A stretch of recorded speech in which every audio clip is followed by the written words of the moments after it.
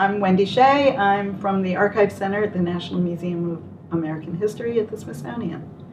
And I've been around AMIA since before there was an AMIA. Yeah. I'm Barbara Humphreys. I'm retired now for some years. Most of my career I spent at the Library of Congress. Although, when I first got involved with this organization, I had Wendy's job at the Archive Center at the Museum of American History. And I'm Eddie Richmond. I'm with UCLA Film and Television Archive, and I've been involved with AMIA since the beginning, and I was involved with FACTAC before AMIA was formed.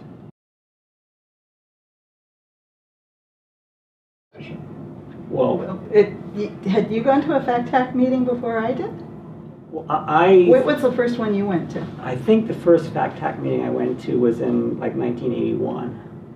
See, I said you were going to be part of this back, right? Because my first one was in 1983. So FACTAC, it was actually, when I first started going to it, it was still the Film Archives Advisory Committee. The Television Archives Advisory Committee had not formed yet or not been created. And I don't know this for a fact, this is what I've been told, that the origin of FACTAC, or the origin of FAC, was a little interesting. The National Endowment for the Arts had set up a fund to give grants for film preservation, and it was really in those days it was all nitrate film preservation, and had contracted with the American Film Institute to kind of administer that program. So this became the AFI NEA Film Preservation Program, and the AFI needed to have panels of people to advise the NEA on how to give out the money each year, and the people who were most knowledgeable about nitrate holdings in the country were the directors of the major nitrate archives. So they called together the directors of the major nitrate archives to basically decide how to divide up the money amongst themselves. And that was the origin, I'm told, of the Film Archives Advisory Committee. It literally was a film archives committee to advise on giving out government money for film preservation. And obviously there's some serious conflict of interest potential there, and I'm sure everybody doing it did it with the, in a very straightforward manner, but it just didn't look good. It was not a good way to do it.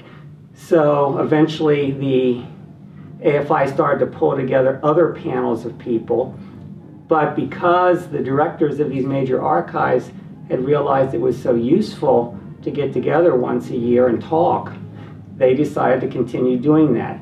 Then it had nothing to do with the grant giving, but it was a way of sharing experiences, bringing each other up to date on projects and programs, and talking about problems in the field that they shared in common. Which is kind of the origin of the Real Thing, pre-origin of Real Thing and screening night, because they would screen examples of what they had done during the year, talk about technical problems and from nitrate preservation.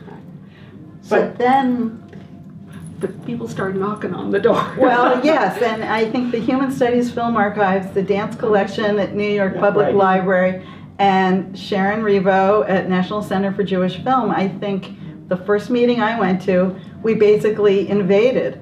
I think that the major nitrate holding archives and these the were people also involved places with it. nitrate still. Right. These organizations had nitrate a lot. Sharon National Center for Jewish Film had tons, but this other group, I think, looked a little askance when we showed up, and what were we doing there? And I think we were really sort of the wedge that started getting other non-major, of the majors involved. And there was no, this was not a, FAC was not an official organization, had no legal standing. Couldn't vote. Wasn't registered anywhere, wasn't incorporated. It was just a group of people getting together. So and it was held each year. It was hosted by one of the archives, and it really, I think, it fell to that archive to decide, well, who could come and who couldn't, and of course nobody wanted to say, well, no, you can't come. So everybody started to come, which was great. I mean, you should have been there, obviously, and other film archives. But then what happened is television archives began to want to be part of this, and in fact, some of the FAC members were also television archives. It wasn't exclusively film. There was, like UCLA had film holdings, but also TV holdings. The Library of Congress had film holdings and TV holdings. So over time, television archives began to come, and at the beginning, as I recall, tell me if I'm wrong, there was an attempt to sort of separate. There was FAC, and there was what came to be known as TAC, for no good reason other than it would kind of followed from FAC. And usually there would be one day of FAC, and it would just be the film archives, and then there would be a day of TAC with some overlap often. And so over time, that division, that attempt to say, well, today, like Thursday is FAC, and then we're going to do some joint FAC-TAC things on Friday morning, and then Friday afternoon is going to be, TAC. That kind of fell away, and pretty soon everybody was just meeting together all the time. Well, I think it was so separate because it was still the concept of the nitrate holding archive. Well, it was still about grants. Well, I was going to say something about at some point the NEA and the grant thing was completely out of the picture. It was completely separate. We served on panels if we weren't. The law changed, and they could no longer give money to other government organizations. So it became a completely separate thing. NEA still had money for grants, but a couple of these big organizations couldn't receive them anymore, so they were no longer a direct advisory. They would just create their own panels for each cycle, grant cycle. Right, although invariably the people leading the panels, at least the ones I were on, were from the Library of Congress. Well, we were in town. It saved money, I think. Travel money. I mean, the AFI, which was administering this program for the NEA, when they realized, hey, we can't just have the director of UCLA and MoMA and the Library of Congress and Eastman House come together and say, here's how much money we have to give out, who wants what. I mean, you just can't do that. Then they began to call in other independent panels. That's when FAC-TAC's role, its initial role of advising on how to give out the government funding for nitrate preservation, was taken away from FAC-TAC, or FAC-TAC gave it up, and FAC-TAC continued to meet as a communications device among the archives, but completely separately, AFI would pull together a panel of people each year to advise on how to give out the money. And obviously, I served on a couple of 2 or 3 of those panels, so there were still people from the archives serving on them, but you couldn't even be in the room when your institution's proposal was discussed. Right. But there were also formal proposals. It wasn't just, it was actual formal full federal grant proposals. Right. It was, and they did go beyond nitrate, too. Yeah. Eventually. But if you sat on one of those panels, the ones I was on, pretty much the non-nitrate was pretty much just thrown out, and it was the nitrates that got funded. I don't have my button on today. Nitrate can't wait, which was a slogan that came up. Sam or Larry Carr, they came up with that slogan to start getting it out of the attics, and they knew that they were being extreme, but the funders, they kind of have to go by some national standard, and nitrate was considered to be most endangered. Let me just throw in one thing. The coordination for all this was still the American Film Institute, Greg Luca. No, actually, Larry Carr. In the early and actually before. Right. It was the secretariat. Kind of and thing. Susan Dalton did a fair amount of it. Yeah. They did the paperwork, kind of served as an office, just as a communicator. They weren't voting or anything. But the organization that hosted was the one who would Did send the out the agenda, agenda and do right. all of that and arrange for where we'd go to dinner and find a theater for what became screening night. And I remember the first, just to show you how informal this was at the very beginning, this is back in like 1980 or 81, whichever was the first year that I went there.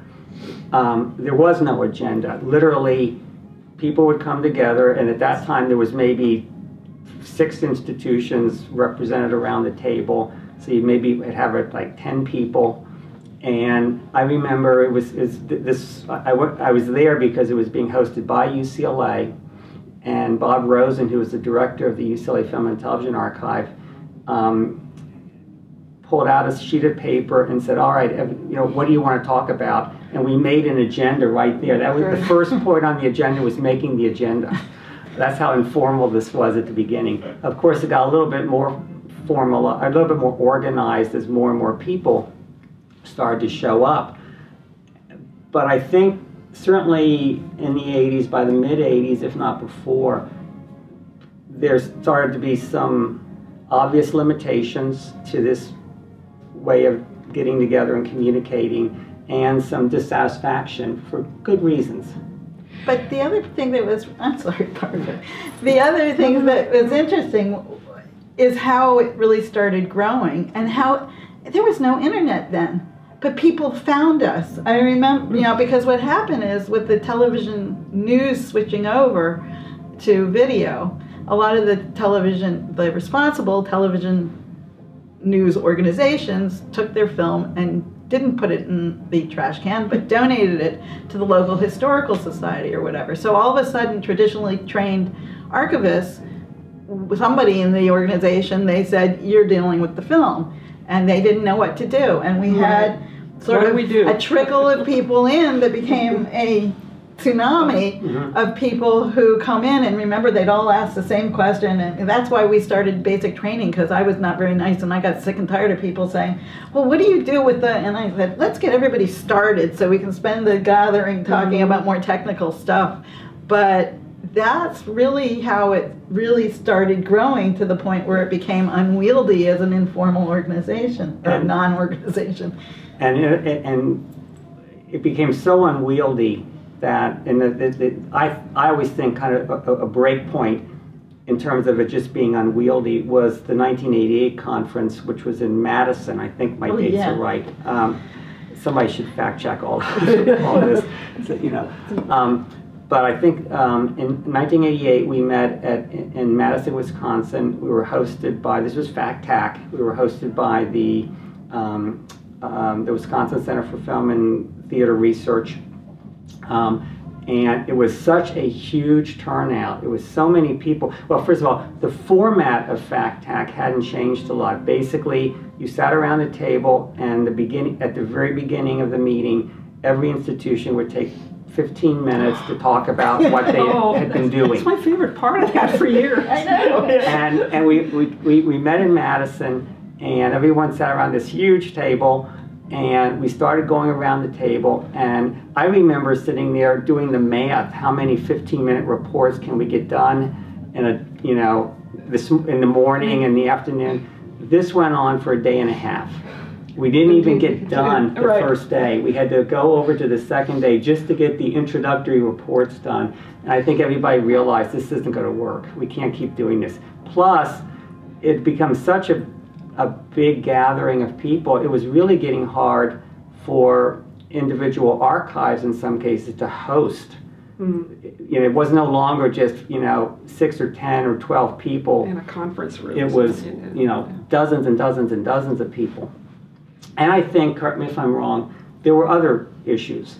I think there was still a certain dominance by the large nitrate archives, and they continued to have their separate internal meetings. They would. North American FEOF members or something, they would call it like that, and they would have little side sessions. Well, and they would, I think, for good reason. But I've forgotten that. And I say they, but I was one of them. Right. Or at least I was from one of them. They also had a kind of a for historical reasons, for all kinds of reasons, had a certain dominance over the agenda and where the sessions were held. And it was clear that they were the elephant in the room. And I also think there was a lot of people who began to feel like, we're gathering here, but it really was only usually the directors or the head curators. It was 2 or 3 people, sometimes only one person per institution. Other people in the field at those archives couldn't come. It was institution-based. There was also some awkwardness in terms, I remember some discussions about studio archivists and for-profit institutions taking part, because this was all a very non-profit. Because you had relationships with them. The major archives held collections that were owned by studios, and there were already cooperative. And the TV influence, the video influence, was even bringing this to the for-profit, non-profit kind of, split or dichotomy, if you want to call it that, was being brought to a head in another way, and that is some of these television archives were actually local TV stations. I mean, there were for-profit TV stations that were archiving their footage mainly, and wanted to have wanted to send representatives to this, and a lot of people, I think probably all of us included, felt this was good, this was great, we wanted to expand this, but there were these limitations with FACTAC. So discussion began about how can we reform, or how can we change FACTAC and create something else. What you said about the for-profit versus non-profit, also remember we had Sarah Meyerson from ABC, correct. We had John Alan Lewis from CBS at that point. Correct, yeah. And there was somebody else, remember her name was Nancy from NBC. Yeah. So we did have people from that, but I remember there being a lot of negativity about even consorting in any way, shape, or form with the studios. Well, not with everybody. Right, but some discussion at one meeting, I remember there being some pretty heated. I'm scarce resources that it's classic. Yeah, and also there was, I think there was a period prior to all this when, and kind of it went away gradually, but prior to this there was a period where there was a lot of mistrust between the archives and the studios. I mean, the studios, none of the people here are from studios, believe me, they're great and wonderful. It's a whole different generation, whole different scene, but the older generation, even before the studios had, in a sense, the kind of preservationists they have now working on their libraries, a lot of the studio executives thought archives were basically thieves. They knew that archives would get in prints and other elements from private collectors, and maybe in some cases the private collectors got them from somebody who actually stole them from the studio. And the archives some of the archives were very afraid that the studios were swoop down someday and want to try to reclaim, what they would consider their property. So this was kind of the backdrop. This whole period, this whole evolution kind of helped to change that, I think. And I think AMIA helped to change it in many ways. Oh, definitely. So that now there's open cooperation between the archives and studios, and pretty much everybody tells everybody what they have, and no one's worried about it. And so that's one of the good things that came out of all this, one of the many, many good things that came out of it. What the conference has become was not what we were anticipating, but we were so focused, at least, okay, I'll speak for myself.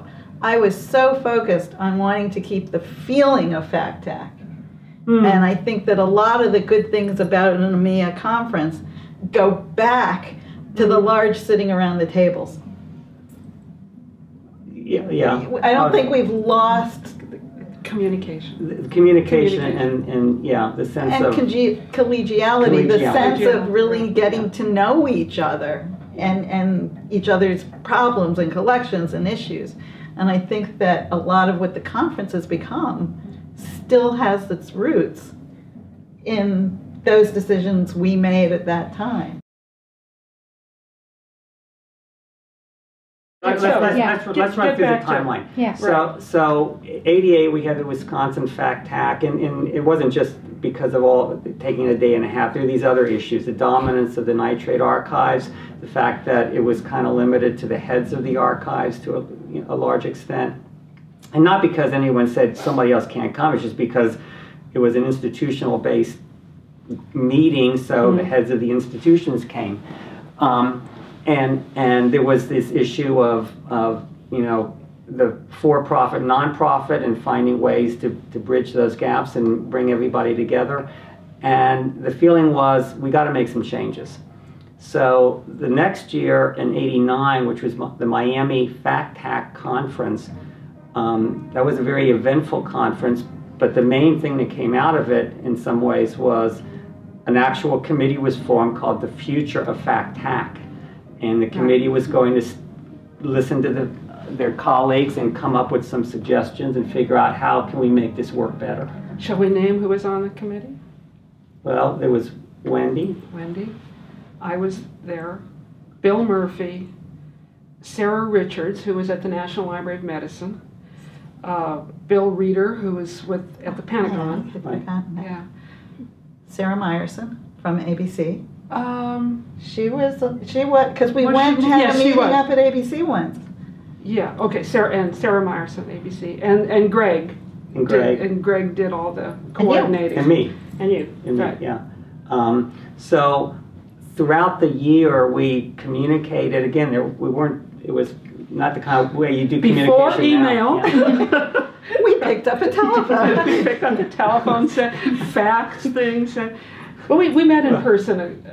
We few met in times. person A a few few times, times, right. and different parts of us worked on different things, and basically the ultimate decision, not without a lot of discussion, was, in essence, we got to create something new. We've got to have an individual-based organization. Well, back up. The biggest issue we had is it individual or organizations? Yeah, we had to make that Well, decision. there was first, even before that, there Who was, gets to- who gets to should vote we on it? formalize? Should we formalize? That was That's the right. first thing. Should we become a formal That's right. organization? And if we're going to vote about it, who gets to vote? And then Greg, we decided 5 years of people who may have shown up once to a Fact Hack meeting. So Greg had the list of everybody who had been there, and letters or ballots were sent out. It was twice, something like Yeah, I that. just read the paper a couple of weeks ago, and I forgot to bring it with me. I think it's 2 attendances Two of the times. previous 5. Yeah. But we even thought about that, because I remember saying, but that's not fair. If they didn't have the money to come, that's not fair. Yeah. But it's an interesting issue. If you're going to vote on whether or not to formalize as a group, and you're not formalized as a group, you have no membership to do the voting. So we had to kind of make up the membership, and we came up with this rule that if you were at a Fact Hack meeting once or twice in a 5-year span, then you were eligible to vote. So there was a ballot drive, and there was also work on bylaws going on at the same time. Yeah, But and those yeah. were easier. No, wait a minute, No, they we weren't that didn't. easy. No. Because I don't work with Greg on that. I thought we didn't do the bylaws till because we After had voting. that first year of Yeah. the voting and Right. saying, yes, we want to formalize. Right. That's right. And Max was on it too, because remember, she was on the second version, because remember, we looked at different types of ways of formalizing, and John Fleckner, Max Fleckner, Ducey's brother, my boss, her former boss, and my boss at the time, your boss. I was at the Human Studies Film Archives at that point. At any rate, he was president of SAA that time, and I don't know if you came to DC for this meeting, but we had a meeting with John and John was trying to entice us to come into SAA as a group, as a section of SAA. Right. And that was maybe another part of the vote. It was on the ballot. It was another part of the vote. Should we be an independent organization, or should we go into SAA? Right. So all these questions, should we, formalize, should we be an independent if we do, and go into SAA, and ultimately, if we do formalize as a new organization, what should our name be? Right. All this was put, long list. All this was put to the members, this kind of quasi-membership for a vote. Individual versus organization, because there were some people who felt very strongly it should be organization. Yeah. Very strongly. There was, and you led us to ARSC as a model for the individual. Although, did I? Okay, yes, I did. Okay. You did, yeah. Okay. So we sent out a paper ballot to those people. Ballots came back. They were counted up. The vote was for individual members. Yes, organized. Yes, be independent. Yes, be individual based, and Association of Moving Image Archivists won the name. The name. Right. And then and this is my story. The bylaws. No, wait, I have to tell my story now. Here's his story. So this is my favorite story about the founding or formation of AMIA. So we formed the Future FACTAC Committee in '88, in '89. In '90, we meet in Portland, not too far from here at the Oregon Historical Society. And at a scheduled time, we all file into a conference room for the Future FACTAC Committee to give its report. And I noticed as we're filing into the conference room that there's a sign outside the doors you would expect there to be that said FACTAC, meeting, and they had the time probably, I can't remember, but it clearly said FACTAC meeting. And we file in, and the committee gives a report, and a lot of us knew a lot of what was going on. I remember the one thing I didn't know that had been decided was I didn't know what the new title of the association would be. I don't think, I don't know why, but for some reason I hadn't included on which title, which name had won. And I think it was Greg who gave the report, or did most of it, and he announced that we were going to be formalizing, incorporating as an organization. It was going to be primarily individual based, and that the chosen name was the Association of Moving Image Archivists. So meeting's over and we start to file out, and I noticed as we walked out of the conference room, or out of the meeting room, that somebody, I don't know who it is, had scratched out FACTAC on the sign by the door and had written in AMIA. And I don't know why, but it just struck me that I think that's maybe the first time I realized that we really were turning a page, and that at least for our little field this was kind of important, and that we were beginning to define ourselves as a field, and this was an important part of it.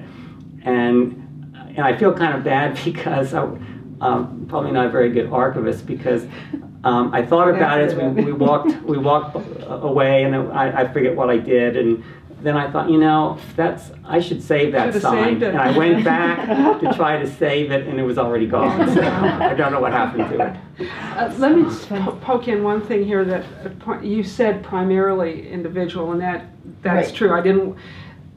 We were talking about individual versus organization, but in fact we came up with a compromise as an option in the vote, is primarily individual, but institutions could be members, but I think they didn't have a vote. They did not have a vote. Right. And then it evolved that they would have one vote, because they were also paying more. I think the dues were $10, but I don't remember the dues. Yeah. But that was because people did feel there was a subset of people felt very strongly about the organization thing. Can I also say that we also started feeling our oats a bit in that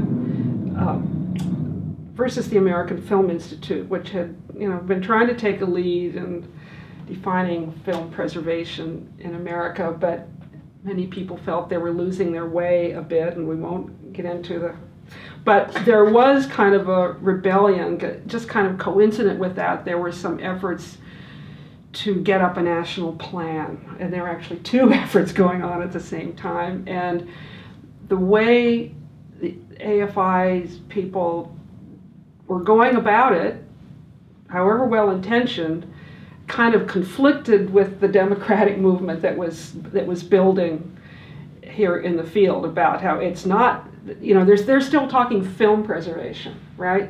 And there's all saying, look, a lot of us have video. That's how it ended up becoming moving image, because we didn't want it to be so format specific anymore. We're interested in the content, and just from the very words, so that was erupting at the same time, and that, I think that kind of strengthened the group a little bit. It was just a coincidence, but it had an effect, I think. Like people with video collections were feeling much more like stepchildren than you know, one after another, saying, you know, you're not paying attention to video, and you know, so that's where, and it was hard to come up with that term in a way. That's moving image. Well, that was one of the votes. Was not a way people talked.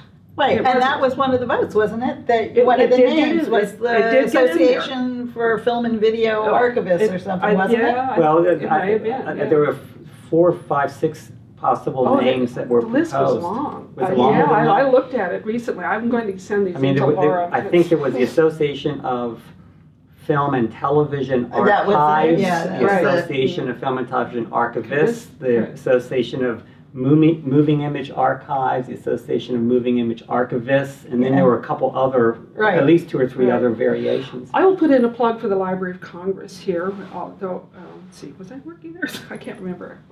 I don't think I was working there at the time, but you started working there in 91. Yeah, right. I was at the library, I went to the Smithsonian, then I went back to the library for a long time, but we have more of everything. And always had to deal with it. We had feature films, we have educational films, we had television, we had non-theatrical films, and had to deal with all of it much more than most other places. So I think people who worked there were really kind of pushing this idea of looking at all of it, not just one or the other thing. And we were also fighting a little bit against the FIAF model, which really still focused heavily on theatrical features as organizations. And as I recall, one of the arguments for the individual model that kind of appealed to some of the older or more, you know, the nitrate-based archives who were FIAF members, and in many cases very tied in with FIAF, was that this would then not be directly competitive with FIAF. This was a different, a way of doing it differently that would complement but would not in any way end up competing with FIAF. So then everything was hunky-dory. Well, Penny didn't get to talk about the bylaws. The bylaws. Were all those, I don't recall all those issues being decided by one vote. No, we did this for 2 years. Yeah. We did this for 2 years, and you know, we also have to absolutely recognize Greg Lukow, because he kept the whole thing together, the whole thing moving. And in a way, he was in the process, by doing this, of working himself out of a job, because he was serving as in a way, as the secretariat for facilitating the thing going away.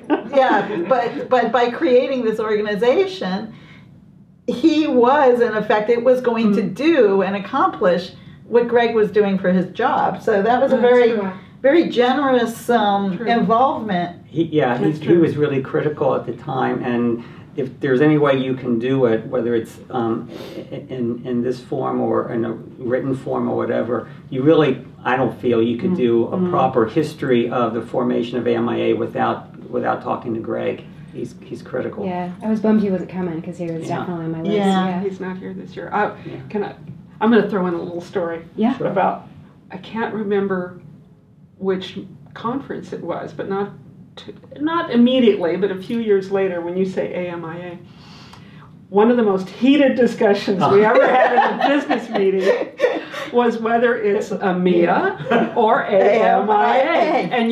And there was a vote by a raise of hands. We voted for AMIA. And people still use AMIA. And I never use that, because I always think of Margie and I started talking about how we needed a song, Margie Compton. But this was many years now later, or several years later. And so we started playing around with the songs, Amia, I just met a group. And then Francine Taylor, what was her last name, from Amipa, she was an opera singer.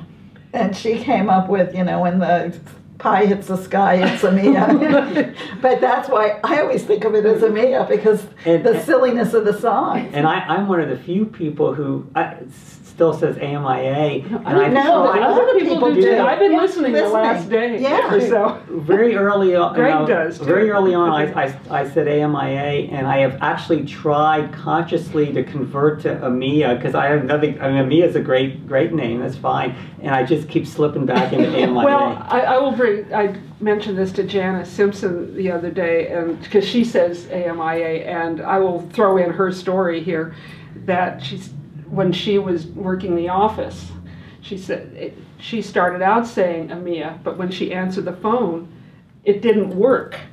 Hello, AMIA. People didn't know what she was saying, so she started saying, "Hello, AMIA. This is Janice." Oh, I never knew. So she still says AMIA because she developed that habit in the office. Anyway, so did you have screening nights when the early fact? No, okay, so that came there. Actually, but we had one in Madison. We had one in Madison because I remember that's the first place we saw that nitrate fire film from Austria. Because I remember we were all sitting there laughing our heads off after, when the field became covered in foam. So I know we showed stuff in Madison.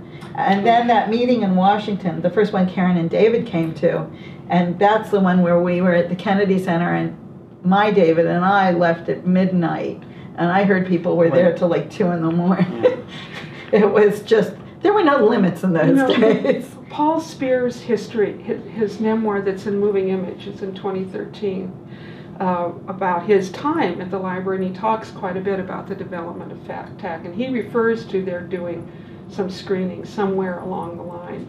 And I think of it as FAC, and I think of it more as an origin of the real thing, because they were talking about technical issues. The real thing didn't or actually... an inspiration for it, the same function. Because screening nights started to show off new preservation. Yeah, everybody wanted to show that was it. And then it evolved to show off new acquisitions as well.